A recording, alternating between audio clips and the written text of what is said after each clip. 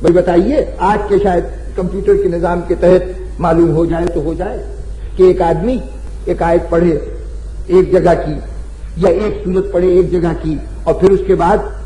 ایک دوسری سورت پڑھے کسی دوسرے مقام کی، یعنی چوتھے پانچویں چھٹے سپارے سے پڑھے، پھر اس کے بعد 30ویں سپارے کی سورت پڑھے، پھر 18ویں سپارے پہ آ جائے، پھر 22ویں سپارے پہ آ جائے. تو ایسی صورت میں اتنی ضخیم کتاب کو سننے والا کوئی شخص کیسے فیصلہ کرے گا کہ اس نے پورا قرآن پڑھا یا اس میں سے ابھی کچھ صورتیں باقی رہ گئیں؟ اگر آیتوں میں ترتیب نہ ہوتی تب تو بالکل ناممکن بات تھی.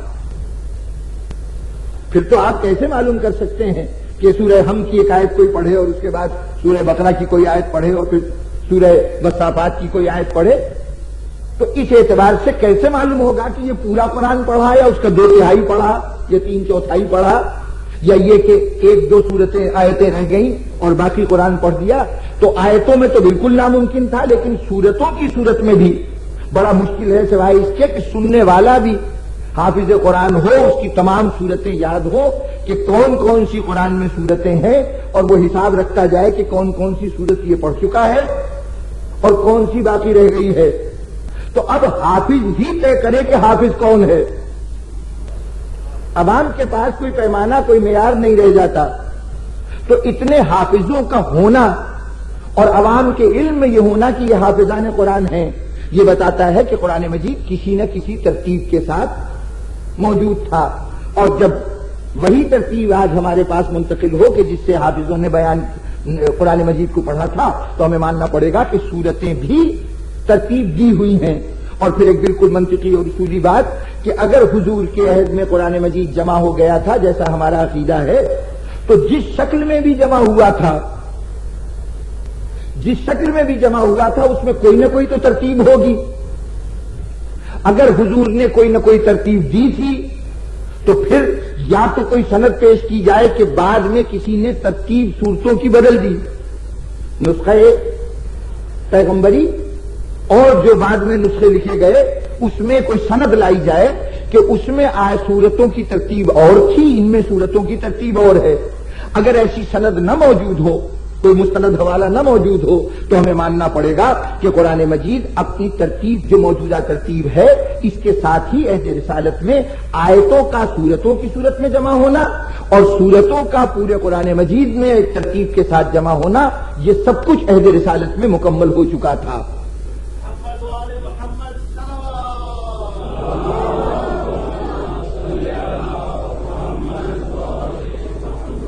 اب اس کیا کہ اس وقت میں طویل بحثیں نہیں کروں گا، چاہوں گا کہ تیزی سے گزرتا جاؤں. اگر تفصیلی گفتگو ہوتی تو اس بات کی وضاحت کرتا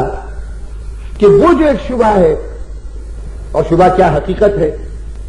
کہ نزول قرآن کی ترتیب اور ہے، اس سے کوئی انکار نہیں کر سکتا. جب سب مسلمان کہتے ہیں کہ پہلی آیتیں جو نازل ہوئی وہ سورہ الق کی آیتیں تھیں اور آخری آیتیں وہ ہیں جو سورہ فتح کی آیتیں تھیں، تو اب اصولاً تو قرآن مجید سورہ الق سے شروع ہونا چاہیے تھا اور سورہ فتح پہ ختم ہونا چاہیے تھا. لیکن ہم یہ دیکھتے ہیں کہ سورہ الحمد جو مکی سورہ ہے وہ سب سے پہلے، اور اس کے فوراً بعد سورہ بقرہ جو مدنی سورہ ہے 13 سال نبوت کے گزر گئے تو اس کے بعد نازل ہوئی. تو اب یہ جو سورت بعد میں نازل ہوئی اور وہ بھی ایک دفعے میں نازل نہیں ہوئی، طریقہ کار یہ تھا کہ حضور پر جب 3, 4, 5, 7 آیتیں نازل ہوتی تھیں تو آپ انہی کاتبوں کو جن کو بلا کے لکھایا کرتے تھے، جن کے مطابق کل میں نے تفصیل عرض کی، تو انہیں یہ بھی ہدایت فرماتے تھے کہ ان کو فلاں سورے میں فلاں آیت کے بعد اور فلاں آیت سے پہلے رکھ دو. تو یعنی آپ خود آیتوں کی ترتیب دیتے جاتے تھے. تو اس وقت تک جو تمام آیتیں عہد رسالت میں صورتوں کی شکل میں جمع ہو چکی تھیں وہ اس ترتیب کے مطابق نہیں جس ترتیب سے قرآن مجید نازل ہوا ہے. یہ ایک ایسی بات ہے کہ جس سے کوئی انکار نہیں کر سکتا. تو جب نزول کے اعتبار سے قرآن مجید آج نظر نہیں آتا تو کیا ہم یہ سمجھیں کہ بعد میں لوگوں نے اپنی مرضی سے اس کی ترتیب بدل دی؟ اتنے بہت سے عقلی حوالوں کے بعد اب اس میں تو شبہ نہیں ہو سکتا کہ جو ترتیب ہے وہ خود ذات پیغمبر کی دی ہوئی ہے. تو پھر یہ کیا وجہ کہ نزول کی ترتیب اور جمع کرنے کی ترتیب اور. تو اس سلسلے میں مختصراً بات غور کرتے رہیے گا. وہ بات اتنی سی ہے کہ جب قرآن مجید نازل ہو رہا تھا تو نازل ہو رہا تھا کافروں کے لیے پہلے تو کہ ان کی ہدایت کی جائے اور وہ مسلمان ہو جائیں، اور اس کے بعد جب مسلمان معاشرہ بن گیا، ایک گروہ اسلامی تیار ہو گیا، تو اب ضرورت تھی کہ انہیں بتایا جائے کہ روز کا تمہارا معمول کیا ہونا چاہیے، صبح اٹھ کے کیا کرو، دوپہر کو کیا کرو، شام کو کیا کرو، رات کو کیا کرو، سال کے کس مہینے میں کیا کرو۔ تو اب مختلف عبادات فرض ہوئی، مختلف احکامات فرض ہوئے، آپس کے تعلقات کیسے ہوں، عزیزوں رشتہ داروں میں تمہارے کون کون سے حق ان کے پاس ہیں اور ان کے کون کون سے حق تم پر واجب ہیں، معاشرے کے اور دوسرے طبقوں کے کون کون سے حق ہیں جو تمہیں ادا کرنے ہیں، کون کون سے تمہارے فرائض ہیں جو بیان کرنے ہیں۔ تو اس مرحلے پر پہلی گفتگو میں کفار کو یہ بتانا کہ نماز کیسے پڑھی جائے یا روزہ رکھا جائے یا حج کیا جائے بیکار، انہیں تو یہ بتانا ہے کہ تم اللہ کو ایک مانو اور سیدھے راستے پہ آ جاؤ، وحدانیت کو مان لیں تو پھر باقی احکامات اس کے آگے دیے جائیں۔ چنانچہ پہلے وہ آیتیں نازل ہوئیں، وہ صورتیں نازل ہوئیں کہ جن میں خطاب کفار سے ہے، اس کے بعد وہ صورتیں نازل ہوئیں جس میں خطاب مسلمانوں سے ہے۔ لیکن جب پورا قرآن مجید نازل ہو گیا تو اب یہ مسلم معاشرے کی رہنما کتاب ہے۔ اب اس میں وہ صورتحال نہیں ہے کہ بتدریج جیسے جیسے ضرورت آتی ہوتی جائے، جیسے جیسے حالات تقاضا کرتے جائیں، ویسے ویسے حکم نازل ہوتا جائے۔ اب تو جیسے ہی مسلمان حد بلوغت میں قدم رکھے گا، اس کے اوپر تمام شریعت کے احکام ایک دم سے وارد ہو جائیں گے، اس پہ تکلیف شرعی عائد ہو جائے گی۔ اب اس کے لیے یہ نہیں ہے کہ نماز اب شروع کرے، روزہ جب واجب ہوگا 2 سال کے بعد، دوسری صدی ہجری میں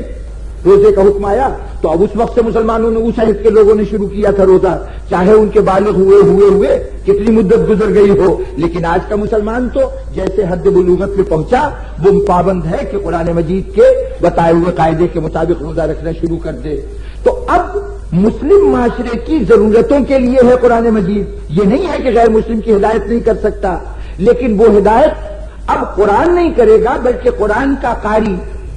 خود قرآن کے جن جن اجزاء کو دوسروں تک پہنچانا چاہے گا، اب یہ اس کی ذمہ داری ہے۔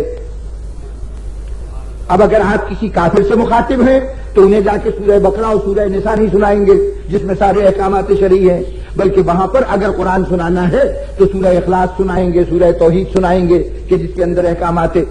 توحید بیان کیے گئے ہیں، سورہ الحمد بتائیں گے جس کے اندر انسان اور خدا کے رشتے کے تمام پہلوؤں کا نشاندہی کی گئی ہے۔ تو اب یہ آپ کا کام ہے کہ حسب ضرورت جہاں جیسی آیت کی ضرورت ہو اس آیت کو اس میں سے نکالیں اور اس ترتیب سے سنائیں جس ترتیب سے، یعنی یوں سمجھیے کہ اگر آپ قرآن مجید کو کسی غیر مسلم معاشرے میں تبلیغ کا ذریعہ بناتے ہیں تب تو آپ قرآن کو اس طرح پڑھیے جس طرح نازل ہوا تھا، لیکن جب مسلم معاشرے میں افراد کی اصلاح کے لیے اور معاشرہ سازی کے لیے قرآن مجید استعمال ہو رہا ہے تو اب اس طرح پڑھیے جس طرح سے رسول نے مسلم معاشرے کو قرآن دیا ہے۔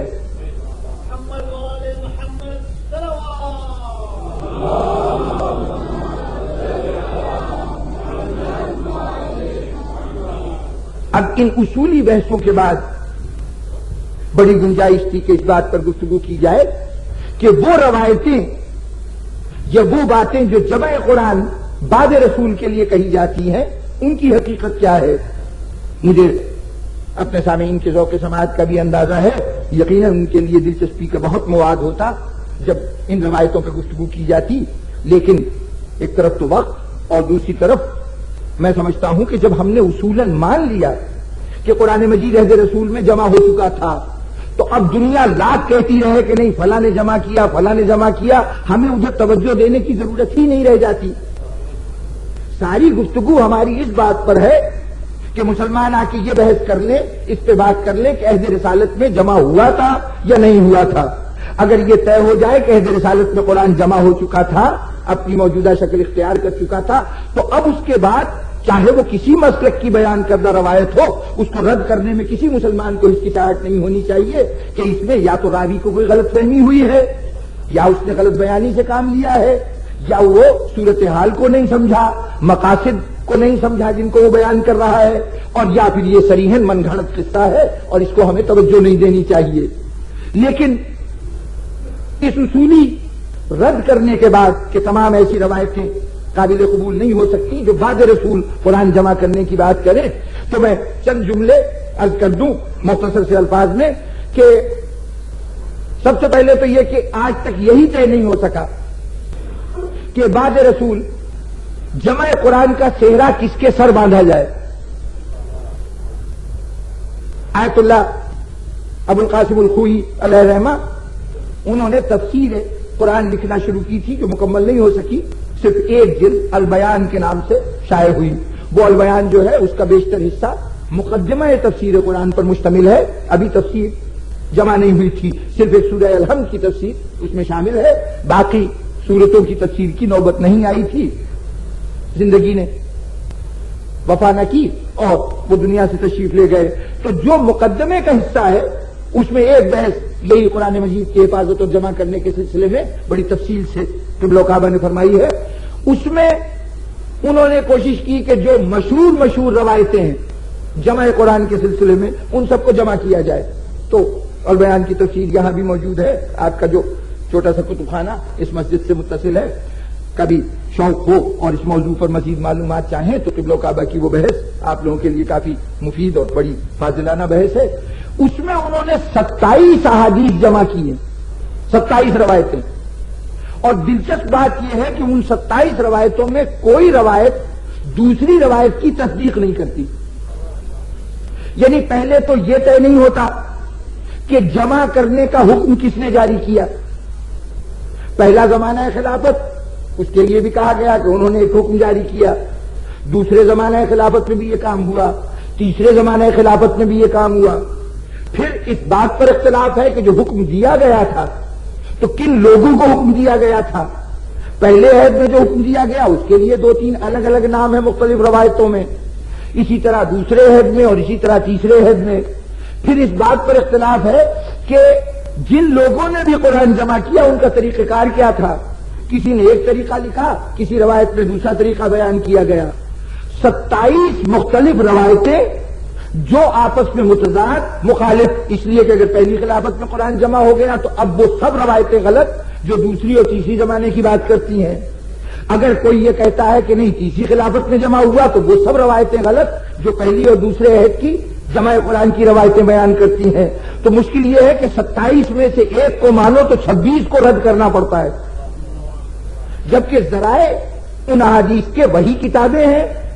اور وہی راوی ہیں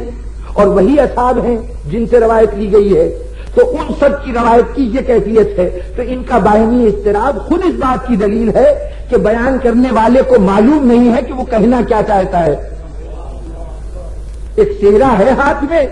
لیے ہوئے لوگ گھوم رہے ہیں، کس کے سر پر یہ پورا اترتا ہے؟ بار بار باندھا جاتا ہے لیکن اندازہ ہوتا ہے کوئی غلطی ہو گئی، پھر نیا سر ڈھونڈا جاتا ہے۔ تو یہ اضطراب خود اس بات کی دلیل ہے کہ یہ روایتیں حقیقت سے تعلق نہیں رکھتی۔ اور اضطراب کی نوعیت میں نے اس کی کہ ایسی ہے کہ ایک روایت کو مانیے تو 26 کو رد کرنا پڑے گا، یہ نہیں ہے کہ ان میں آپس میں کوئی مصالحت ہو جائے، اس لیے کہ بڑی اصولی بات ہے کہ اگر ایک عہد میں جمع تو باقی عہد میں ناپید۔ ایک روایت جو آج کل کے زمانے میں، پہلے تو یہ تھا، خدا کا شکر ہے کہ مسلمانوں کو بھی ہوش آیا، اور ورنہ پہلے تو یہ کہا جا رہا تھا کہ قرآن مجید 26 سال کے بعد تیسرے عہد خلافت میں جمع کرنے کا فیصلہ کیا گیا، جب پتہ چلا کہ ہر آدمی اپنی اپنی قرأت کر رہا ہے اور اپنے اپنے طور پر قرآن مجید کچھ کا کچھ بیان کر رہا ہے، تو حکومت نے فیصلہ کیا کہ ایک کمیٹی بٹھائی جائے اور وہ قرآن جمع کرے۔ تو اس کمیٹی نے قرآن جمع کیا اور اسی لیے صاحب مسند کو جامع القرآن کا لقب دیا گیا۔ لیکن اب اس عہد میں خاص طور پر اس بات کا احساس ہوا کہ یہ ہم سے بہت بڑی غلطی ہو رہی ہے کہ اس کا مطلب یہ ہے کہ 26 سال تک قرآن جمع ہی نہیں ہوا تھا۔ تو اگر 26 سال تک قرآن جمع نہیں ہوا تھا، 26 سال کے بعد قرآن جمع ہوا بعد رسول، تو اس بات کا کیا ثبوت ہے کہ 26 سال کے عرصے میں قرآن مجید کا کوئی جز ضائع نہیں ہوا؟ اگر کسی شاعر کا کلام بکھر جائے اور اس کی زندگی میں جمع نہ ہو، اس کے مرنے کے 20-25 سال بعد کسی دوست سے 2 شعر لیے جائیں، کسی سے 5 لیے جائیں، کسی رشتہ دار سے 2 غزلیں حاصل کی جائیں، تو آپ چاہے کتنی محنت کر لیں کبھی قسم کھا کے یہ نہیں کہہ سکتے کہ سارا کلام جمع